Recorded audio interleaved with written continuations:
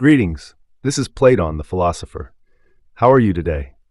I called you to share a fundamental insight that I believe may cause you to reflect deeply on the nature of reality and our understanding of it. You see, my belief is grounded in the theory of forms. I assert that beyond our sensory experiences lies a realm of perfect, unchanging ideas or forms. These are the true essence of all the objects and concepts we perceive in our world. For example, while we encounter many individual trees, the essence of treeness, the form of a tree, exists beyond our physical, imperfect versions. Our physical world is a mere shadow or reflection of this higher reality.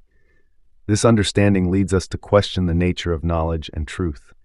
If we can ascend from the world of appearances to access these eternal forms through reason, we can grasp a clearer understanding of justice, beauty, or goodness. This pursuit of wisdom is more than academic. It is a journey that shapes our morals and our lives. I hope this insight inspires you to contemplate the deeper realities that lie beyond mere appearances.